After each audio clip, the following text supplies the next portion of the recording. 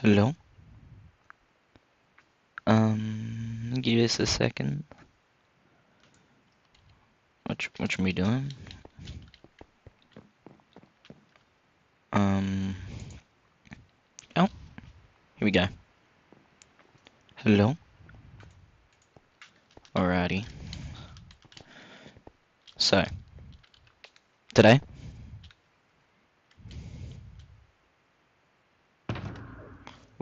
we are playing on this lifesteal server called dupes. Dupes? I don't know how to pronounce it. But anyway, as you can see, I'm kitted out. That is because if you come over to most played time, if you look in the background, I have 14 hours and 20 minutes. And no, I have not played for 14 hours and 20 minutes. I have merely just AFK'd overnight to get a bunch of, whatchamacallit, these AFK vouchers. And over here you can take these AFK vouchers and you can buy all this stuff. And I bought one of these and I now built like a 3x3 pickaxe. But if you come in here, you can actually buy hearts straight up. But you can also buy AFK crate keys. And I'm not for the crate sort of stuff, but I got about 70 hearts from it. Like, I came over here and I've just spent so many, and I just bought the keys all for free. I don't intend to actually spend any money. But yeah, I have currently 65 in here and then 10 already done, and I've only died once. I haven't killed anybody yet, so I think that's the goal today. It's also, like, here, I'll show you how dupe works. /dupe. I have more golden apples than I will need. And so, you, sir, can have golden apples. They're yours now. That'll probably just get washed out. But today the goal is sort of to figure out what I'm gonna do. Probably get some organization going. I kind of want to build a base, but then there's like, it's a lifesteal server, people just gonna destroy it. But I think that's kind of the fun in it. Like, I think, yeah, let's go random TP. Where is it? Yeah. Let's just go to the old world. Overworld. Come to the end for cookies. I can go, whatchamacallit, watch this. /shop. Food. Cookies. And then I can just dupe. Literally cost $2. And I have 51 million. Here am I. It's okay, this place, but it looks at it. How far out are we? Oh, we're 8,000 blocks out, mate. Like, this is actually like a more ideal spot to build a base. I've never gotten this far out in a spawn. There's cherry trees up there. There's a savannah. I could theoretically just build my base here. I'm probably gonna make like a shelter here, like that uses probably gonna make like a barrel crafting table. Like, I'm not even gonna have a bed in here. I'm just gonna have like a small little shelter that does what I need it to in here, and it's like gonna be literally set home set.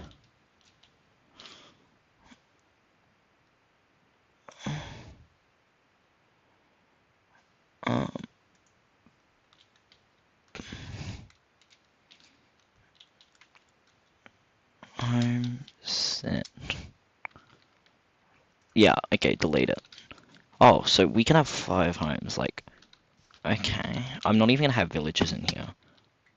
Like, that's how. Can I don't think I can buy a shovel. Do I have a shovel in my chest? My chest is a legit mess right now. Half this stuff I don't actually need. I just kind of have.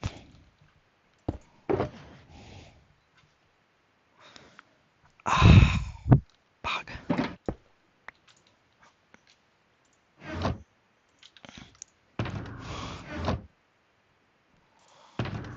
I don't have a shovel, do I? No, I don't seem to. Oh well. Please ignore my OP pickaxe. I have an even more OP one. It's a 3x3 pickaxe, but I'm not currently using it.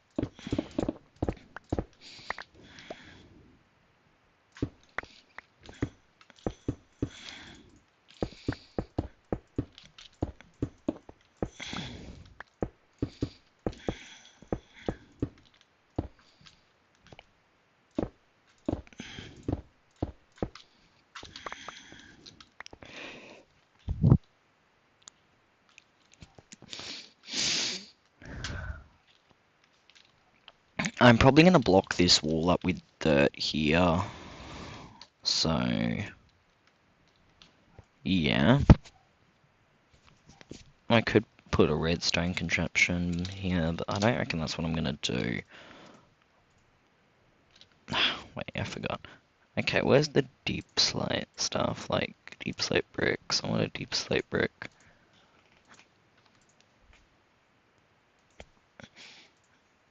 They might not have it, man. I mean, there's always I could just buy the cobbled deep slate straight up. Yeah, I'm just gonna have to buy cobbled deep slate straight up. Wait, what am I doing? Buying stacks, mate. Let's buy... Okay, maybe let's go 4 stacks. Slash shop. This will be risky one. This is like the most risky time.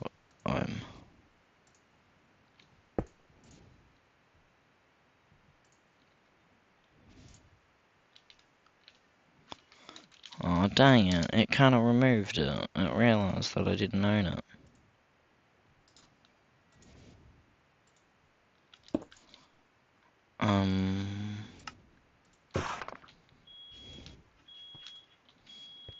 I think that's rigged, but you know. You can't make everybody happy.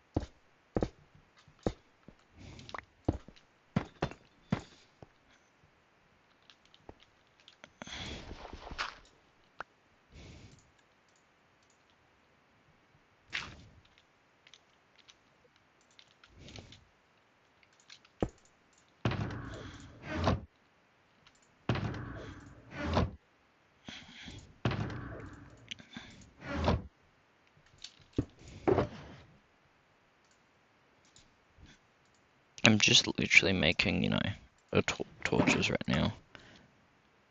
I don't know if they show up on the pie chart, because like these servers are always the smart ones. Do like they show up on the pie chart?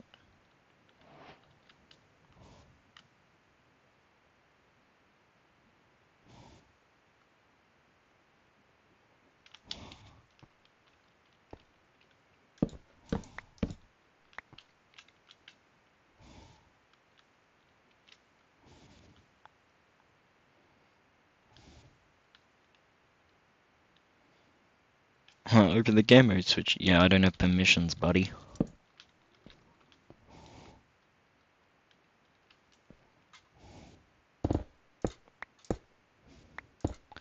This is all this space I really need. I'm just like logging out here.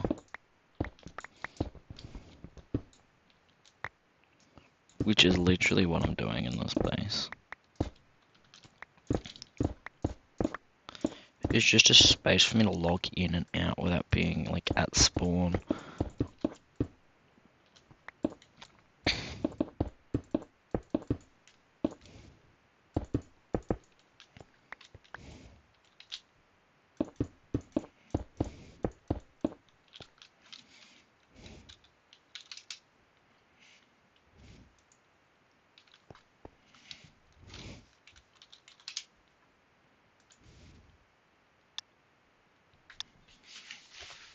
Like, yeah, I should teleport straight in there. Yeah. I'm alright.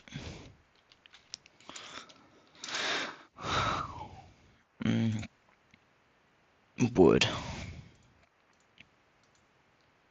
This is the annoying bit, yeah.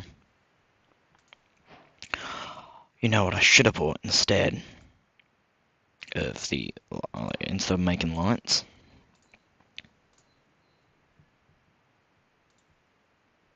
I don't know how glowstone is in PvP, but you know, it is.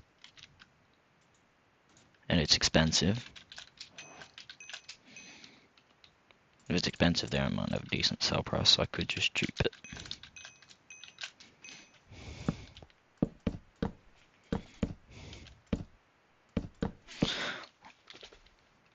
This is like just a basic base.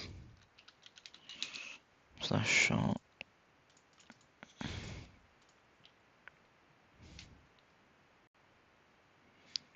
This is also good in case, like, you know, I'm ever ambushed. You know, need somewhere to TP instantly.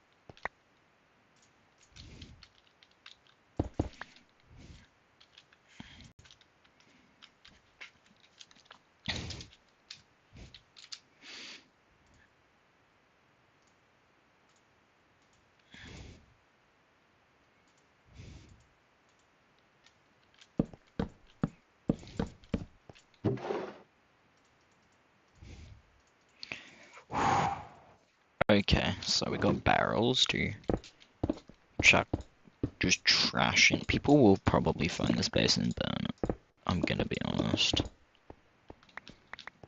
But this is not a base to keep permanently. This is a base for, I just want to keep my trash safe.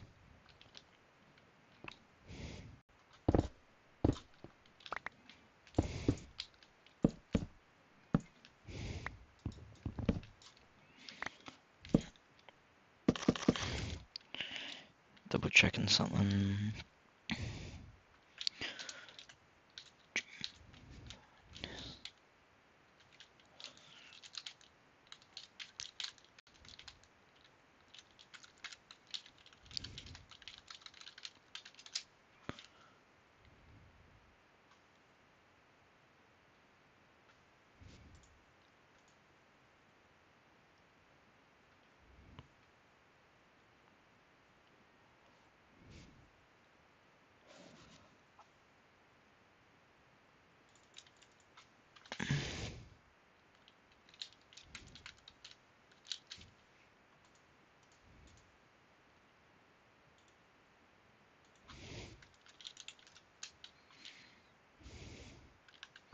Okay, yeah, so that will show up if I put furnaces there. I don't want to put furnaces down them. Because I'm trying to not get this base raided.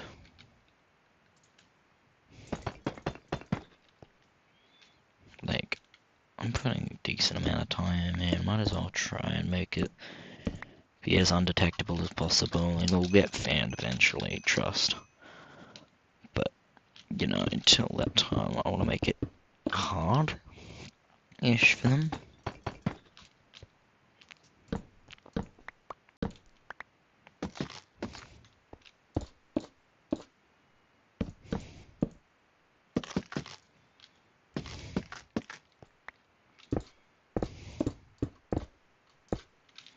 At first I was like terrified that this thing was just gonna break like almost instantly with how fast it goes. Yeah, no, this thing hasn't taken any damage, that pickaxe, yet. And it's like efficiency. It's only unbreaking. Maybe it's like proper unbreaking, like how. All I know is my arm is literally unbreakable. It will never break. That's literally what the enchant says.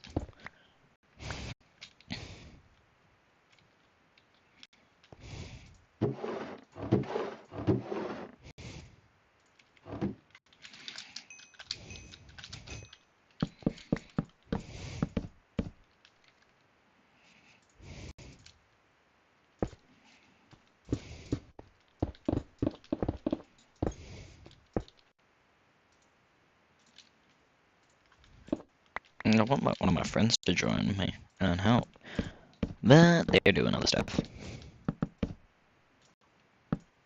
I could leave a sign, but I'm pretty sure that would actually make it easier to find the base. And I stand by what I said. This isn't gonna be. I don't want this to be an easy to find base. If they're gonna find it, I want them to put a little bit more effort than usual in.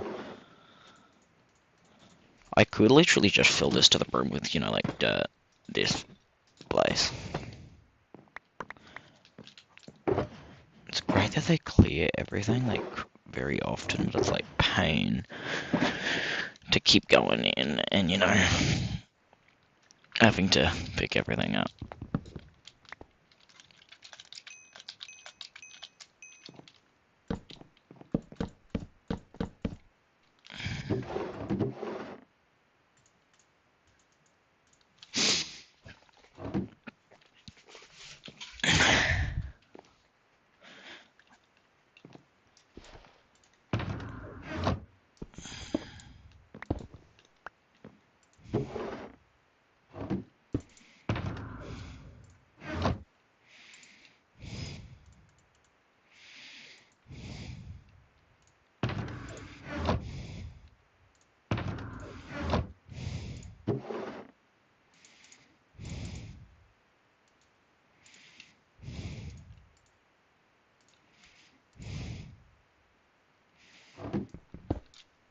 Alrighty, boys. I think we're good to just go out and just do whatever we want now. The ideal world, we find a player and kill him. But yeah, I do want to find like a weak player. But it's kind of hard with like the random TPs. I'm also like far out. Ah, wait a second. I don't even know where it is. Home. If I just type in home 1.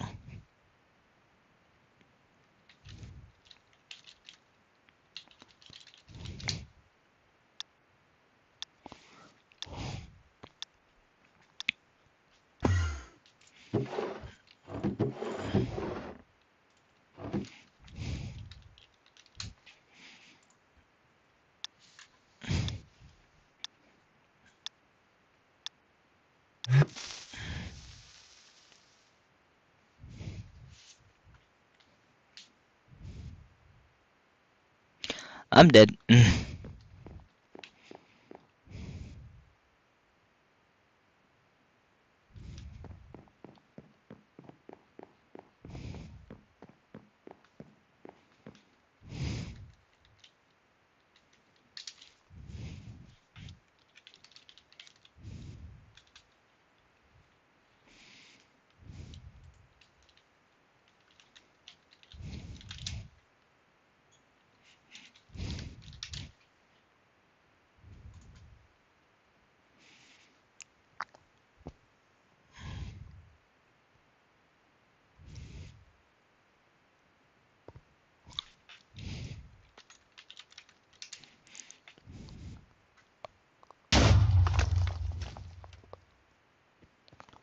I am tens of thousands of blocks out.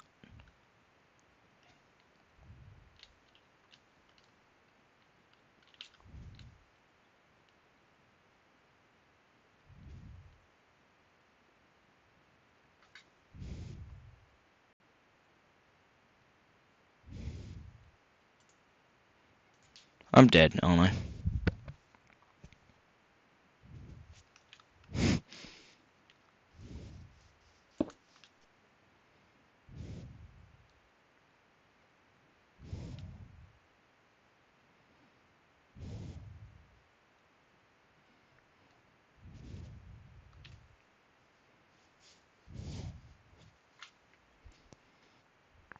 And thing about this server is it's like laggy.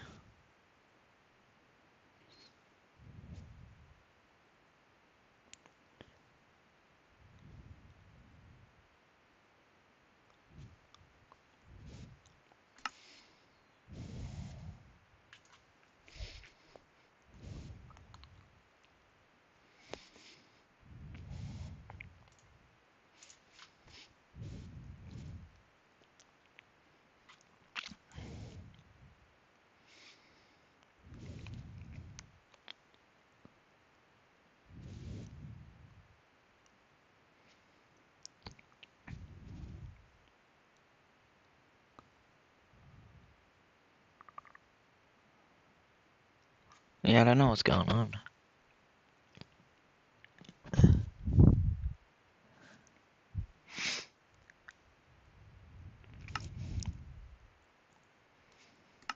Give me a sec, give me a sec.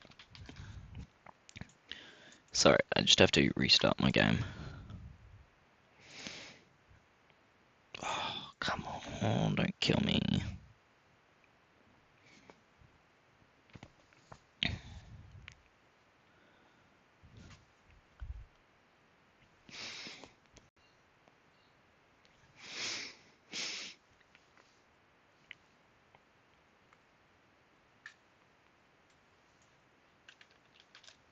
Here we go.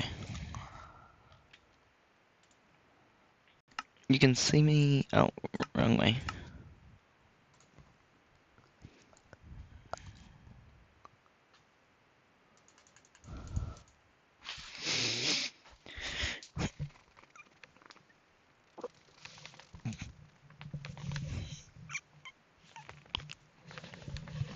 Oh, come on. This ain't good. I'm literally running Ethernet and it can't connect. This is depressing. Chat, I do not know what to do. Well, I'm gonna have to come back to the dupes later. I really don't know what I can do right now. How long have we been going for? Let's see. We've been going for about 10 minutes and it's broken, which is just wonderful, isn't it?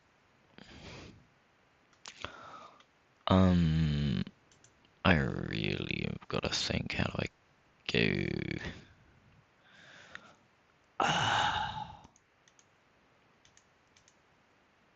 It's not like I can, just... It's not like I can just finish it.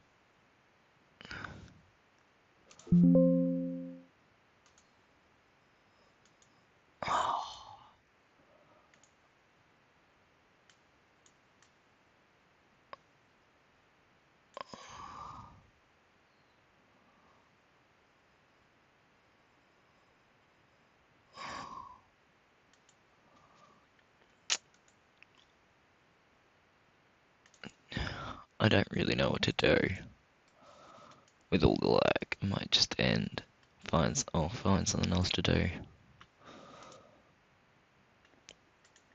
Yeah, give me a second.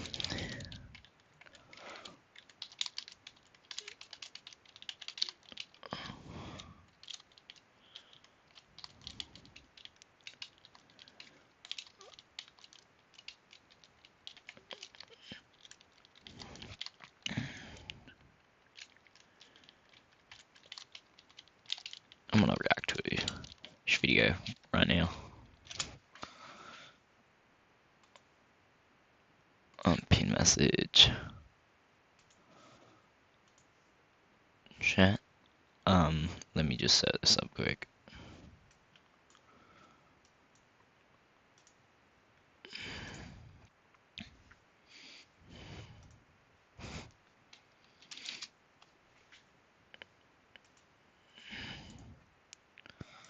The amount of times I've watched this, is a few, so I will stop quite a lot.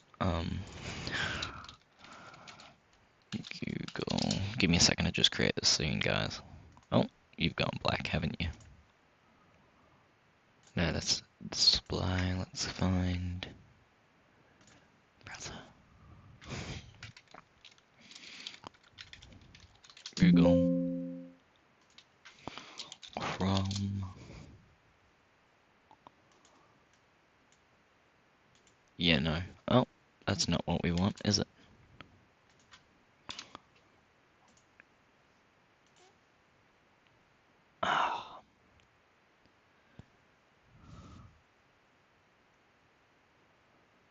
Oh, window capture. Chrome.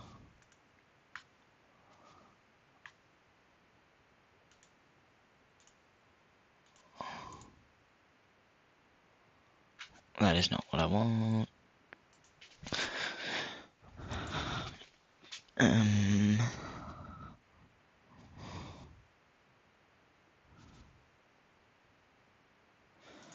In the big. Oh, I mean, I'm probably just going to use number 2 that I have.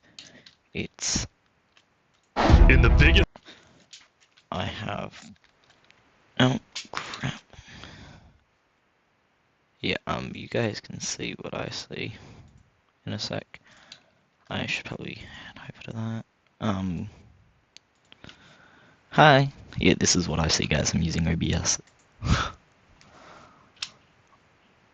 Oh, first of all, subscribe to ish people, like and subscribe. In the biggest social experiment in Minecraft history, I scattered 1,000 people across 2. It is crazy how you get 1,000 people, and 2.5 hours long, this video. There's a lot that happens with 1,000 people, and the fact that he managed to condense a good storyline into 2.5 hours is crazy with 1,000 people. Massive islands to simulate a realistic civilization. The players were given no help or guidance, and just like in real life, if you die, you remain dead forever. That's sad. Now each player has the freedom to do whatever they want. Farm for food, become a dictator, and build a society.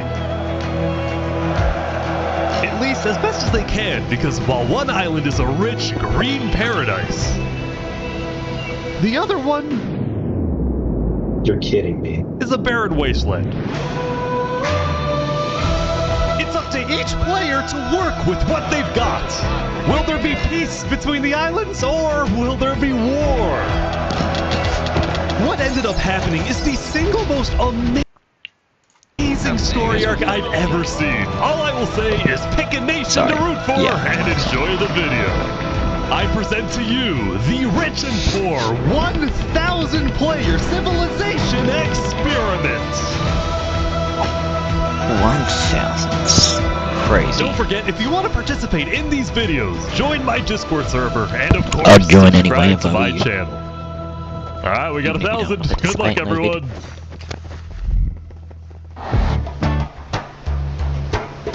It was the beginning of day 1, and all 1,000 players began to explore their new homes.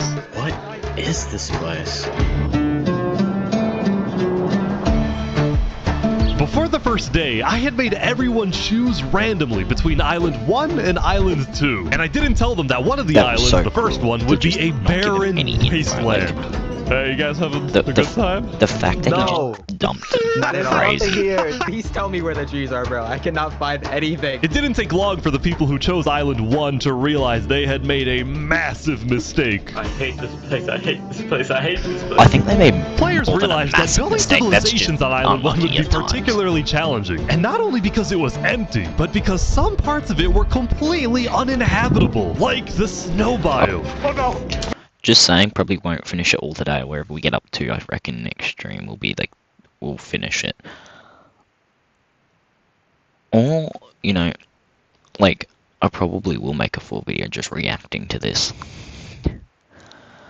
Maybe I'll do a live stream like one weekend if I get like 7 hours.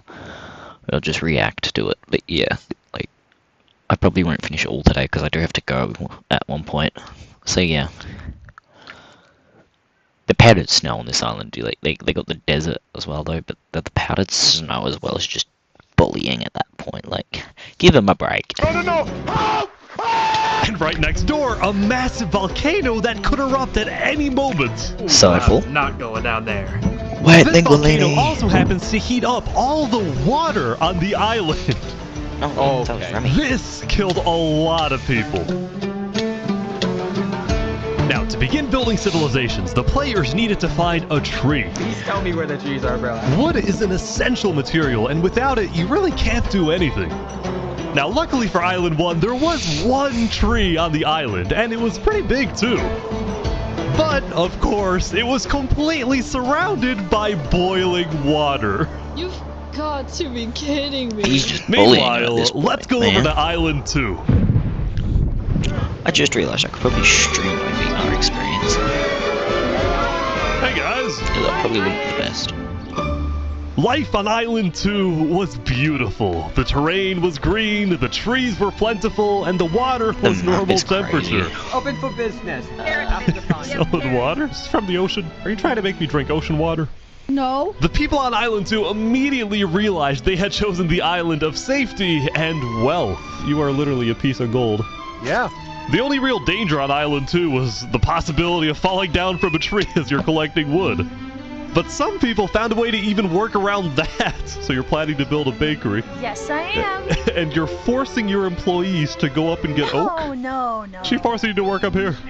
Hey, no, it's double carrots, triple carrots. I don't want say carrots. anything. I want fair working conditions. Also, because of the vast amounts of trees, I'll be people were right back, very Chen. quickly able to craft tools that allowed them to mine underground. Hello, Saps. You doing okay? Yeah, I mean, this island's great. So many diamonds already. Yeah, Wow. look at this. Yeah, I'm loaded. Overall, the people of Island 2 were thrilled with their new home, thrilled with their wealth, and they were very optimistic about their future.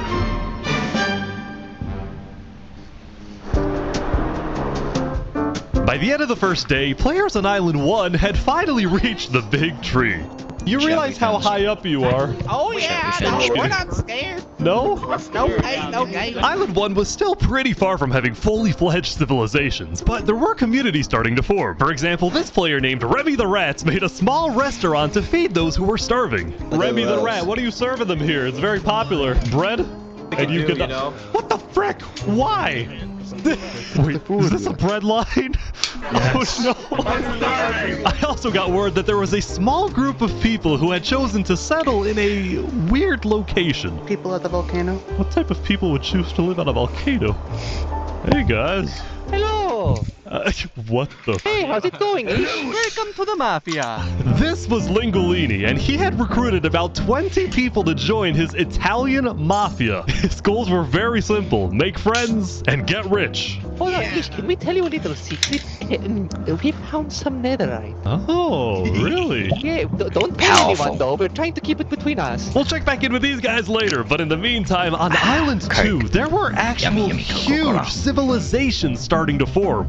I don't care about power, I don't care about government, I just want to make a nice place for my people to live. This player named Call Me Cass was the leader of about 50 people in a nation she named the Cass Coalition. And a coalition it was, of very different types of people, Well, yeah, it's my including desktop, it doesn't pirates, resize bankers, Canadian cartels, bakery owners, and their employees. want fair working conditions. Not happening, How much are buddy. you even being paid to work up here? Paid? People are getting paid? Now, later in the day, Island 2 would face its first conflict. What the heck? Hey, you guys can't be destroying the beach. Who are you? A group of about 20 people were extracting sand from the shore right next to the Cass Coalition. Cass was obviously not happy about this, but these people didn't care because they were from a much bigger nation called the Commonwealth. We're actually 5 nations combined into one, so we have strength in numbers. Yeah, they don't. The They don't have Commonwealth was a massive sand dupers, do they? civilization that was formed on day 1 when 5 distinct groups were close enough to each other that they just decided to come together and unify under one nation. As a result, the Commonwealth had a government with 5 leaders at the top and over 150 citizens. We're going to turn this mountain into our city currently. Ah, okay. The Commonwealth leaders were very ambitious and wanted to make the Commonwealth the most beautiful, the most respected, the most powerful nation on Island 2, even if it came at the expense of others. Overall, by the end of the day, Island 2 was much further ahead than Island 1, as expected. But let's see what happens in the following days. Mingualini, boy.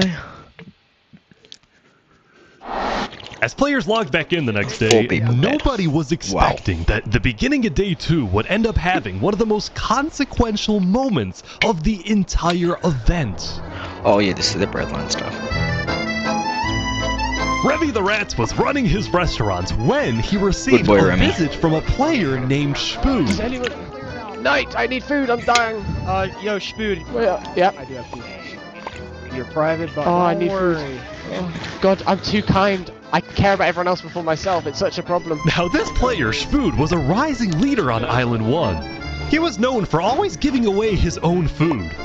But some people started to suspect that Spoon's supposed generosity was merely a method to gain popularity, to further his political ambitions.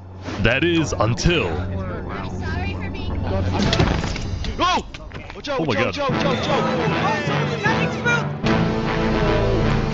Oh, he's a traitor. He was trying to assassinate Spoon.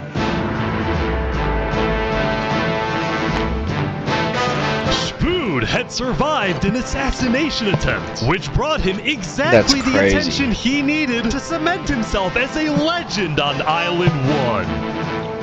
People were drawn to him, and on day 2, Spoon used this leverage to establish an empire named Westhelm. Westhelm, boy. These people have made me emperor. This right here is going to be our capital. We're also building a massive coliseum. You mean where people fight to the death? Exactly! Even though the people of Westhelm were still struggling with food and resources, their motivation to succeed was unbelievably high. Earlier, somebody tried to take my life. Someone with this face. But now, he's dead! For the first time, it seemed like the people of Island 1 had hope. The Ballad of Emperor Spoon, nearly killed by some dude. Island 1 was finally starting to develop civilizations, but not all of them were as motivated as Westhelm. Right next door, for example, was a cult named Nevermore that literally just boxed themselves in and wanted nothing to do with the rest of the world. Quoth the Raven, Nevermore. And honestly, these guys weren't wrong to be pessimistic. See, some of the people who chose Island 1 had secretly been hoping that when they finally make it underground, they would find troves of iron and diamonds. But instead, they only found a giant layer of lava that stemmed from the volcano and covered the entire island. It was cold. This lava layer ended up killing a lot of people. That said, a lot of people weren't necessarily angry at the poor conditions themselves, but more so about the inequality between Island 1 and Island 2. See, even though the two islands had a border separating them, preventing anyone from crossing for now, rumors were spreading about the wealth and the amazing environment of Island 2. Because of this, some people on Island 1 were starting to develop some feelings about the other island. Island 2 might be the better island, but we're the better people. Oh. In fact, artists on Island 1 were already making propaganda posters, some of which were rather concerning, including a few creations by our mafia leader, Lingolini. Speaking of Lingolini... I want you to join the Italian Mafia. That was absolutely horrible. I will be right back. I need to go publicly shame myself. There was some drama on the volcano on day 2. Bro got assassinated, that's what. I just survived an assassination attempt. What? Whoa! Mamma mia, help me! I'm getting chased! Lego likes just attacked me out of nowhere and I had to run down the mountain. It was becoming a pretty common occurrence on Island 1 for people to try to rob or murder as a means to get food or resources. But Lingolini was not going to let that slide. Well, what are you gonna do about that then? I put a hit out on him. Everybody in the Mafia knows that the Lego likes is an enemy of the Mafia. But then, during our interview... Oh wait, who's coming out over here? There's some people coming out. Oh, those are people from Infernus. They're our allies. Oh, really?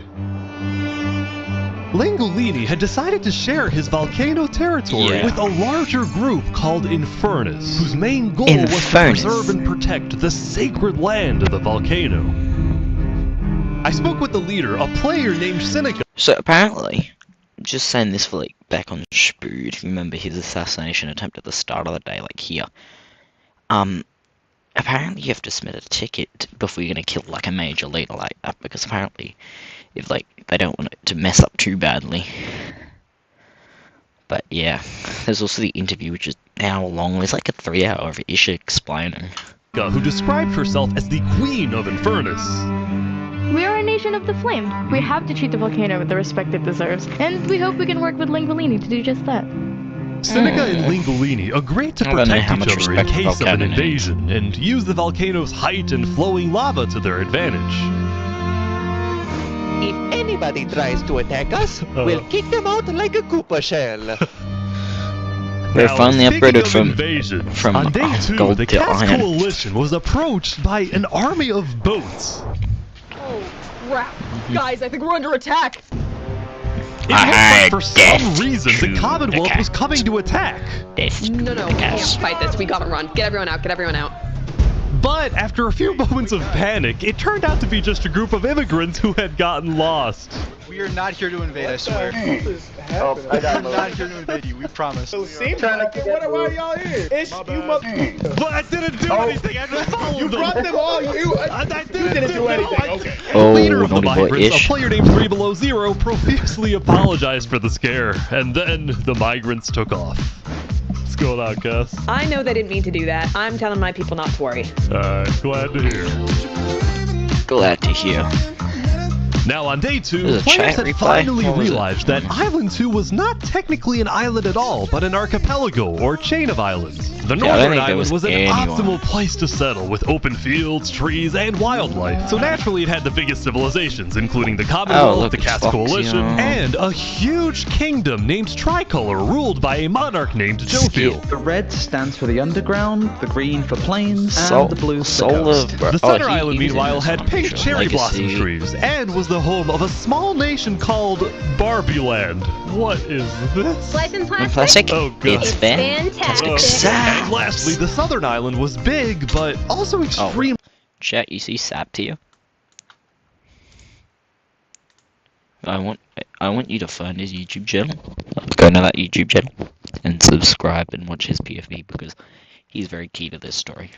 Dense, flooded with jungles and swamps. As a result, nobody really wanted to stay there. Although I did find one person. Oh, here he is. What is this? Can't you tell? This is my vacation home. How's this a vacation home? I don't see any lawn chairs or furniture. There's no roof. Hold your horses there, cowboy. It's not done yet. Saps was one of the few players who chose not to join any civilizations because he didn't want to get dragged into politics and drama. Still, he made lots of friends across Island 2, his best friend Flux actually being the second in command of the migrant group. Speaking of, 3 Below Zero and the migrants had finally reached their destination all the way up north. Now, other than accidentally invading the Cast Coalition, these guys seemed pretty insignificant. But little did people know, this new civilization was about to change the entire world.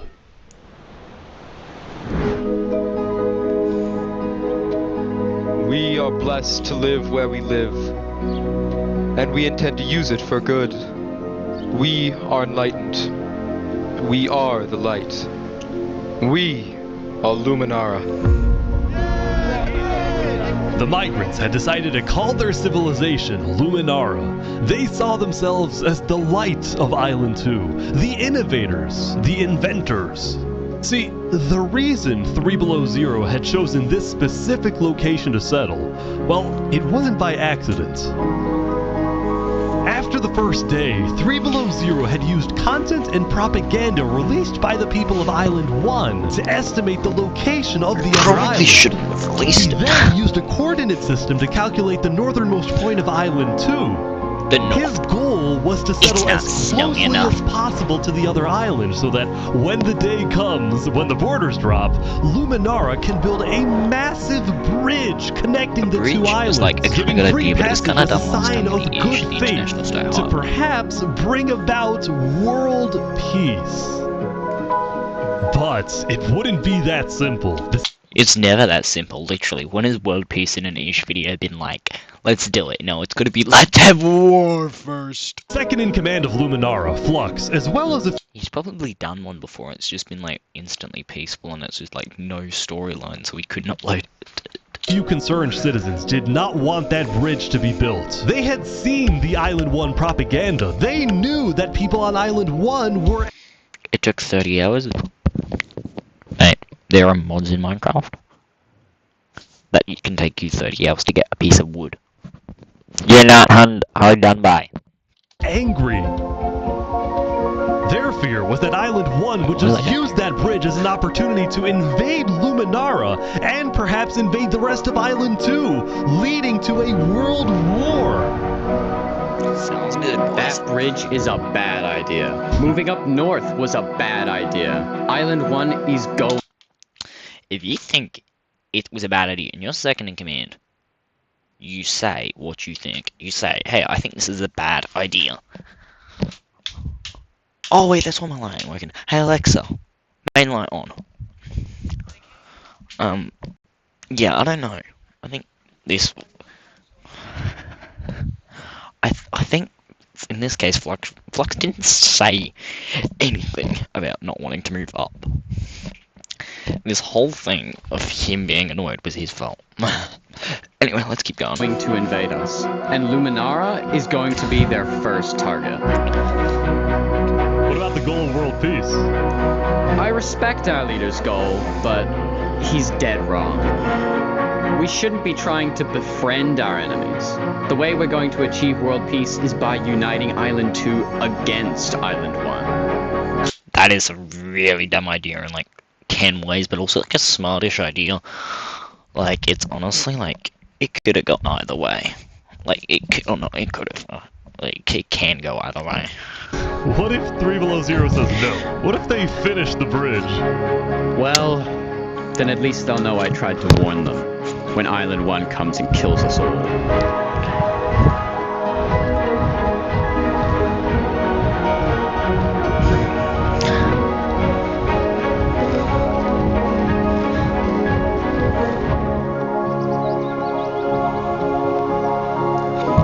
As Day 2 came to an end, tensions were rising, both within nations and between islands, leaving people worried about what's going to happen next.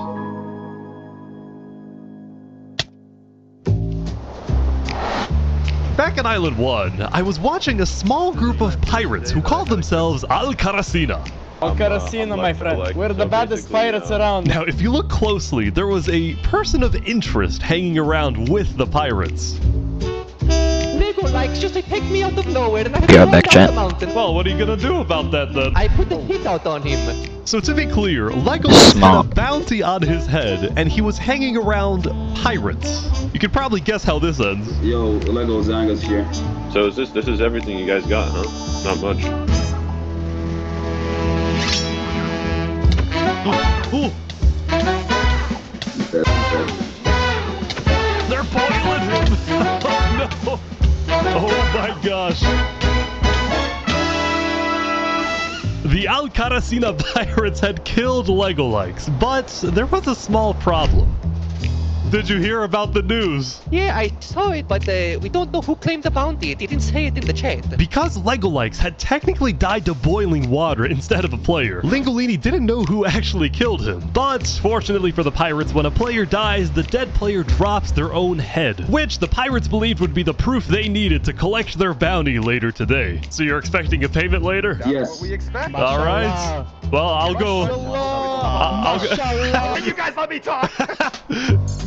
By day 3, players had basically mapped out all of Island 1 and were finally starting to adapt to the environment. Day 1 was horrific. We literally had bread lines. Day 2, we're building a coliseum, a citadel. I am literally immortal. Hopefully that isn't foreshadowing. Emperor Spoon was still the most powerful man on Island 1, and on day 3, he was invited to a big international meeting hosted by a charity group called the Blue Cross. We invited you here mainly to discuss plans in case the volcano erupts. What are your individual plans? A large bunker underground. Just not using flammable materials. We don't have any real plan, you know. What? You don't have plans? If that volcano erupts, you deserve to die. That was dumb thing to say.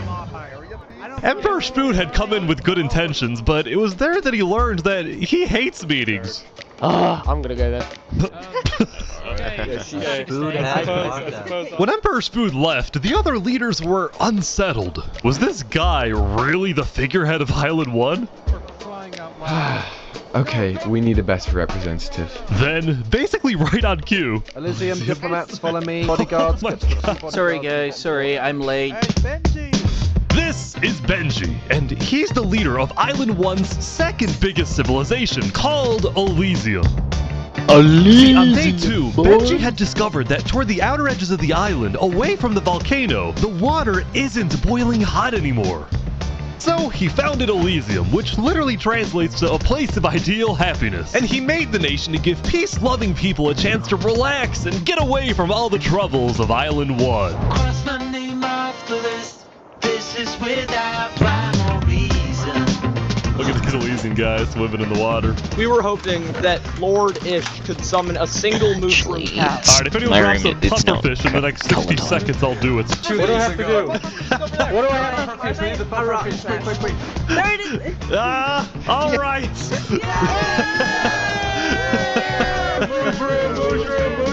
We can kill it for leather! Now, back at the Blue Cross, Benji and the other leaders discussed the possibility of creating a full Island 1 alliance. All the leaders at the meeting, including Westhelm's representatives, believed that given the harsh conditions of Island 1, an island-wide alliance could be a game changer. But first... Before we make this official, we have to convince everyone else to join. See, there were a few civilizations not present at the meeting, and to complete the full Island 1 alliance, the Blue Cross would have to go out and get them all on board. First was the Al-Karasina Pirates, who coincidentally happened to pass by the meeting as it was happening. Hey guys! Hello! They were on their way to collect their bounty from the second nation not yet in the alliance, the Linguini Mafia. Oh yes, they're waiting. Hello, I'm looking for Mario. Hello, it's me. Ooh, mamma mia! It looks like a small brain. It sure looks like a Lego lights. Meanwhile, the Nevermore cult would probably be a little bit more difficult to convince, but the Blue Cross said they'd try anyway. Now, as for the fourth and final nation, well, it was a bit of a mysterious group. Their civilization was down south, and they were very isolated and secretive. They were also rumored to have an extremely strict government, but also a large amount of very skilled fighters. This one was an interesting group. As a result, people were kind of scared to approach them, but they knew they had to eventually to complete the Blue Cross Alliance. They knew that if this alliance works out, it wouldn't matter that they all lived on the poor island. All of a sudden, out of nowhere, the most powerful force in the world would become Island 1. At first, Island 1 was supposed to lose, but now they were on the verge of turning their lives around completely.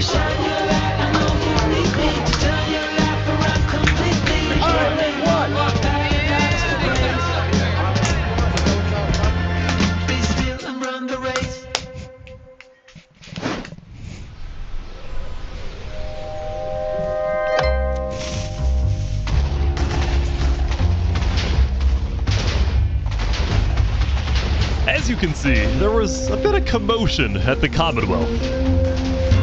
They had just exploded their own land because of a miscommunication.